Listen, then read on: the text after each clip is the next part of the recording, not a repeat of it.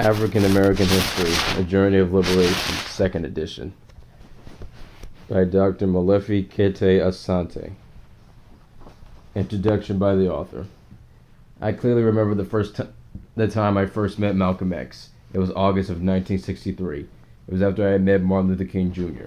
The setting was a small restaurant in Washington, D.C., and the great man walked into the crowded space and waited like everyone else to be served. Looking over at my table, he pointed his finger at me and said, "Don't forget your history." Not forgetting my history is the reason that I found this book, African American History, A Journey of Liberation, to be the most exciting project I have ever undertaken. It flows from my belief that the records regarding African Americans must be examined from the inside, from the standpoint of African people as active agents of history, not objects on the fringes of Europe. This book is a new history or historiography, a new way of writing about history. I have not forgotten my history, but instead have worked on ways to improve the transmission of that history to others. African American history is not static, but dynamic, moving us through time transgenerationally and transcontinentally. Students who read this book are introduced to the origins of the African American population, its many cultural streams, and its rich legacy of resistance to injustice and equality. They find themselves in the presence of the authentic voices of the African people and, for the first time, see the honest achievements, failures, and victories of a people who were transported across the sea to the Americas and the Caribbean. There is true nobility here. In the United States, that nobility is woven into the tapestry of our nation, stretching from the Atlantic Ocean to the Pacific across a land in which African people have embedded their own designs. My task in writing this book was to capture the African agency, the action, and the excitement of this marvelous history. Too often when I conduct workshops with school teachers and we talk about the significant events in our nation's history, the first events, in their minds, are ones created by Europeans rather than by Africans or African Americans. After we discuss the need to view African American history from an African center and then rethink and retalk our knowledge of history, the joy that inevitably swells up from this new African-centered focus is amazing to me. It is the joy of ownership, of seeing oneself and one's ancestors as active agents who create and change the history of this nation, that overflows and stimulates a hunger to know more. It is the same joy every student will know when they see that the ownership of this history belongs to them. It is a strong American voice that has been left out of the other histories that students have experienced. It is a history written from inside an African center, and with an African-centered voice.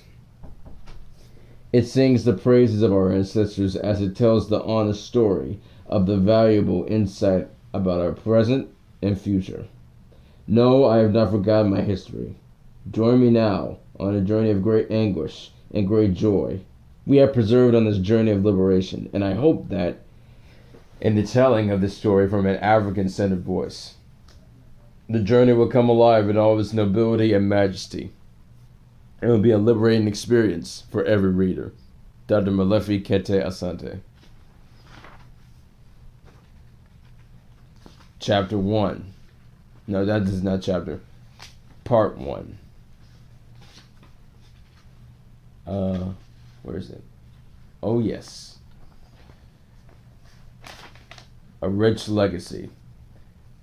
From 4.2 million BCE to 1594 CE. The summary. The history of African Americans begins on the continent of Africa, the birthplace of humankind, all humankind. The first human migrations began in Africa before spreading to Europe and Asia. These first Africans left behind stone tools and other artifacts which were discovered millions of years later by archaeologists, the scientists who study fossils and other remains of the past and establish connections to the present. During this period of human development, called the Stone Age, Africans created tools out of stone, medicines from leaves and plants, and clothing from grass. Scientists believe that Stone Age people who moved to colder climates underwent genetic and physical changes, differentiation, to survive the Ice Age. The physical differences that resulted from the Ice Age are the same differences that are used today to classify people by race. Developments in the field of genetic science have shown that humans are more alike than they are different. The concept of race and negative stereotypes of Africans developed as Europeans came into contact with Africa. Unfortunately, many of these ideas still exist today. Africans do not hold these negative racial stereotypes about themselves. They understand that their differences are only cultural differences among the diverse peoples of the continent, where more than 2,000 languages are spoken.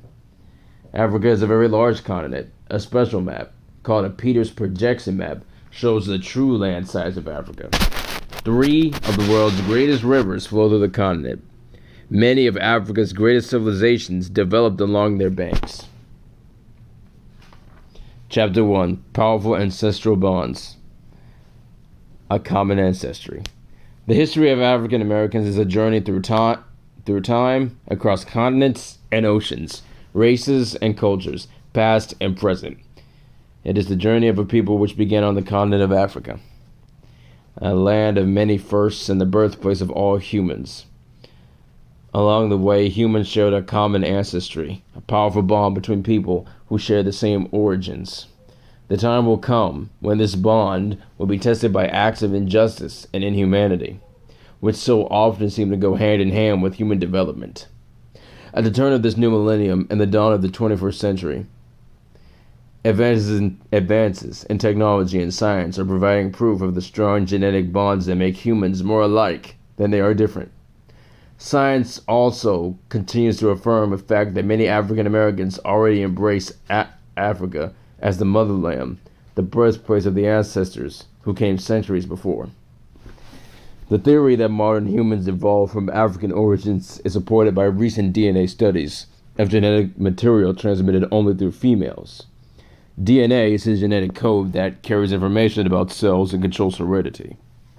By studying and comparing DNA material from fossils found in Africa to DNA material taken from people in various parts of the world, scientists have concluded that all humans are descended from one common female ancestor.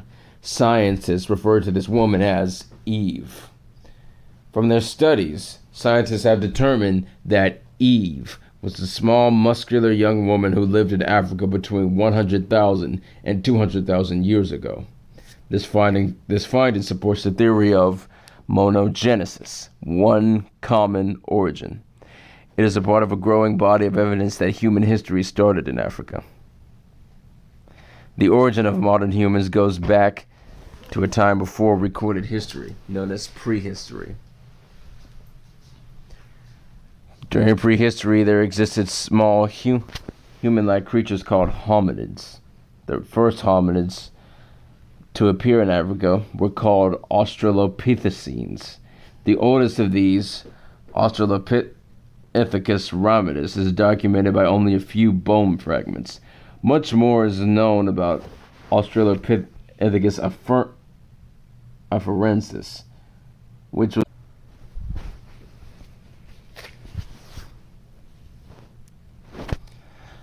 Much more is known about Australopithecus afarensis, which was discovered in 1974 by a team of Ethiopian archaeologists. Archaeologists are scientists who study bone fragments and other human remains from past cultures.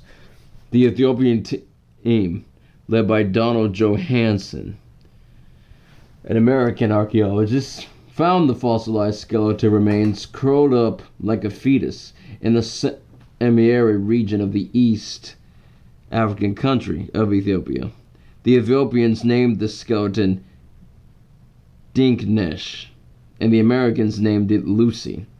Carbon dating tests, which help determine the age of bones of deceased humans and animals, led scientists to believe that Dinknesh lived about 3.2 million years ago.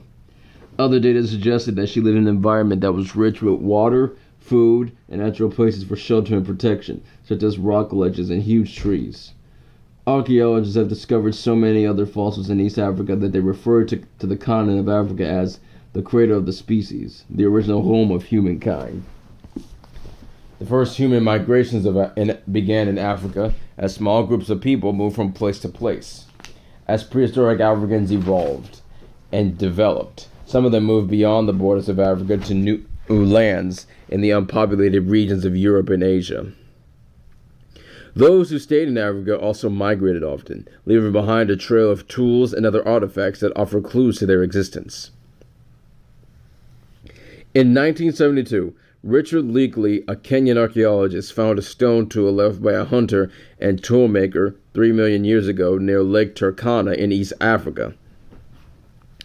After examining it, Leakley remarked, "It is a heart-quickening thought that we share the same heritage with the hand that shaped the tool that we can now hold in our own hands, and with the mind that decided to make the tool that our minds can now contemplate." Leakley understood the unbroken connection between the past and the present. What we do today is connected to what our ancestors did yesterday. We are all creatures of history and, like our ancestors, will leave behind the evidence of our civilization, our system of social development. In the rest of this part, we will find more about human development. We will also learn about how early humans moved from place to place and adapted to their environment.